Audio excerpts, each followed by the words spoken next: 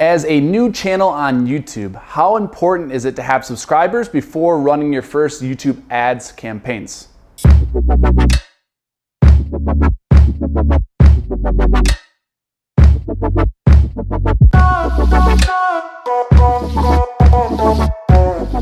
Welcome back to Linx Digital University. My name is Drew Crawford and I'm your host today. And in today's video, we're actually gonna be answering a question from Alex, who's part of our YouTube ad buyers on Facebook.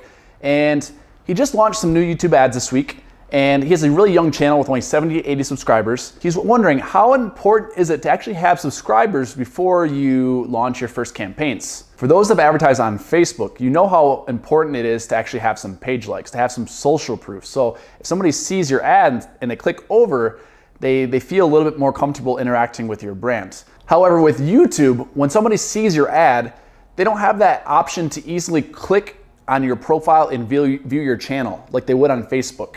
They would have to actually, search you out on YouTube to see you, and most likely they're not going to do that. So when you're first launching YouTube ads, it's actually not important at all to have subscribers.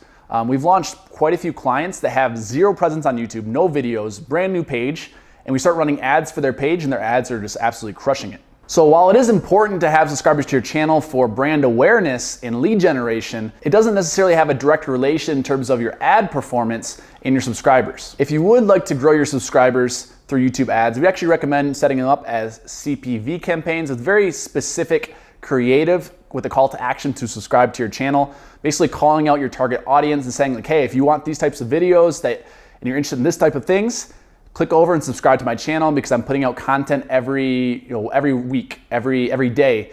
Really have a specific call to action and what is the value proposition that somebody's gonna get by clicking over and subscribing to your channel. We wouldn't recommend a ton of budget behind this unless you're really trying to build up your brand awareness. When it comes to building out your subscribers, it's actually an asset that you don't own, right? YouTube has control over that asset. So instead of building a list of subscribers, I would actually recommend building a list of emails, because at least with those emails, you own that asset and you control that channel.